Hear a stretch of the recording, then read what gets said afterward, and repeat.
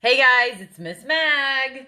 I am coming to you today to teach a lesson on how we can solve area model questions like word problems.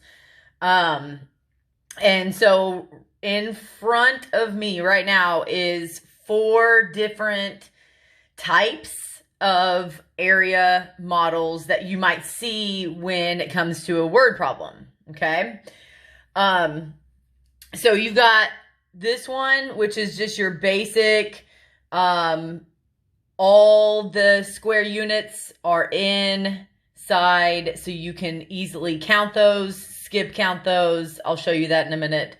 Um, this one is kind of your next step up, right? They've given you the number of rows and then how many are in each one of this row, but it wants to know how many square units are in that entire rectangle. So you have to kind of take another step to figure that one out versus this one right here. Okay, this is another type. I like these. I don't know why, I just do. But it's got, basically, if you look at it like in two pieces, it has one rectangle, right, that you can find the area of, just like you did this one. And then you find the area of this little guy, and then you put them together, you add them together. Okay, so I'll show you that in just a minute. And then this one is where you are given a grid behind what you're trying to find the area of, right? So this open space right here is actually what you want to know the area of, not the entire thing, okay? So those are your four types of questions that you're going to see today on your assignment. And I want to just walk you through all four types of these so that when you get to your word problems, you kind of know how to attack these, okay? All right, so let's look at this first one. You guys definitely know how to do this one. Yesterday you drew these type of area models, okay? So all you have to do on these to solve for the area or the total square units is label how many rows you have. So you know you have 7 rows, right? And then you got to figure out how many rows are in each, or how many squares are in each, right? So if I go to row 1, 1, 2, 3, 4, 5, 6, 7, 8. So there's 8 in this row. 1, 2, 3, 4, 5, 6, 7, 8 in this row. 1, 2, 3, 4, 5, 6, 7, 8 in this row. Okay? So if you continue, every row has 8. So it's a repeatedly doing 8, adding on 8 7 times, right? Because you have 7 rows. So you could add up all these 8s to get your answer, okay? You could do skip count.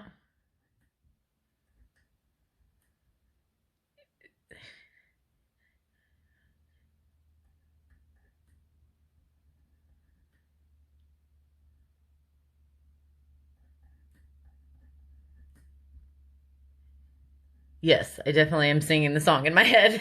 And I had to restart right here. 8, 16, 24, 32, 40, 48, right? Okay. So, you can skip count it, or if you just flat out know your 7 times your 8, right, is 56 square units. Okay.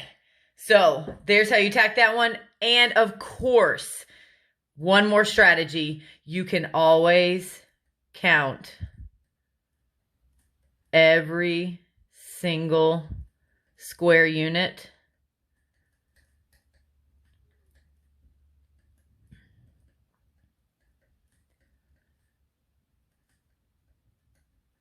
until you get all of them counted. You will end up with 56, right? So you can count all of them too, okay? So there's some strategies on that type of question. All right. Question type 2, right? Let's say you have like a bathroom that you're putting tiles on and you need to figure out how many tiles or square units you need, right? So you have, this is the area of your bathroom, and you lay down one row of tiles, right? So you would label your rows, right? So on one wall, you're going to have 4 rows, and then in each row, there's 7 tiles, right? So if you continue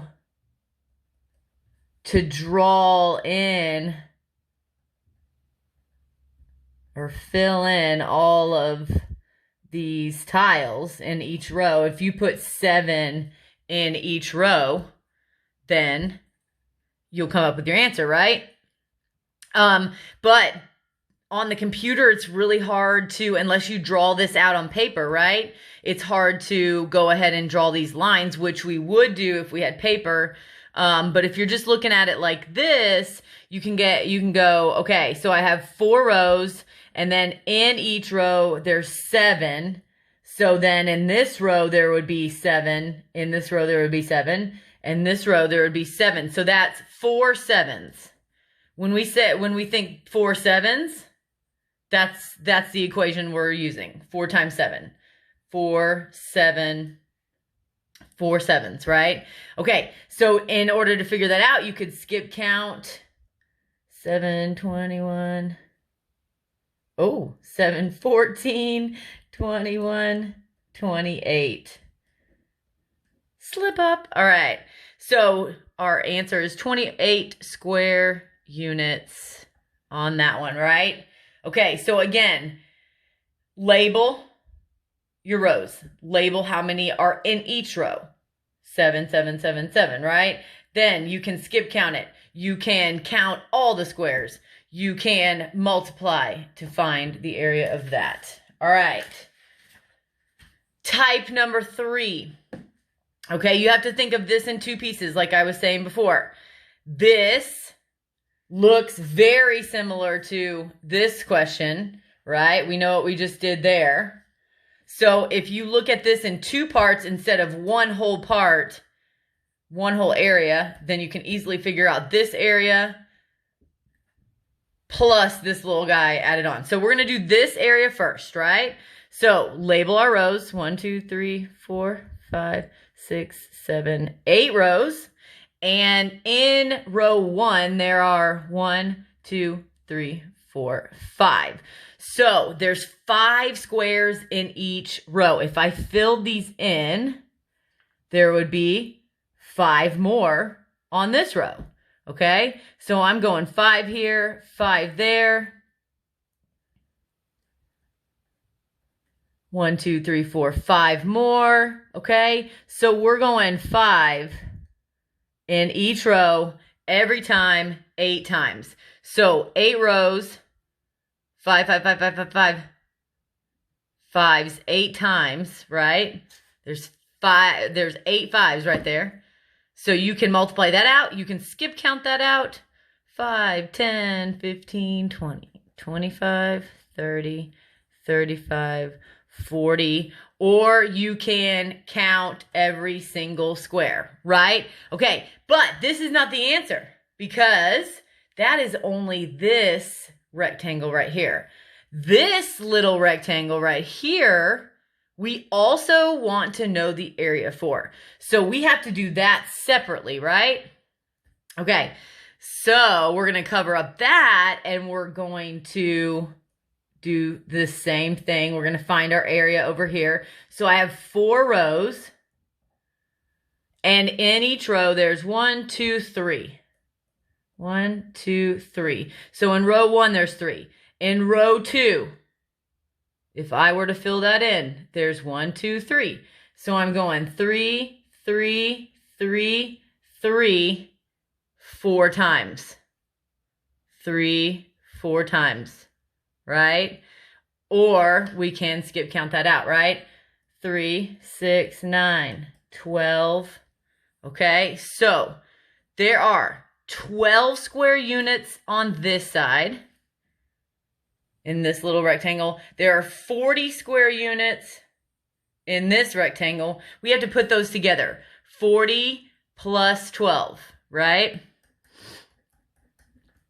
Don't forget to do this step, because this step is a step that a lot of kids will miss, and they'll miss the answer.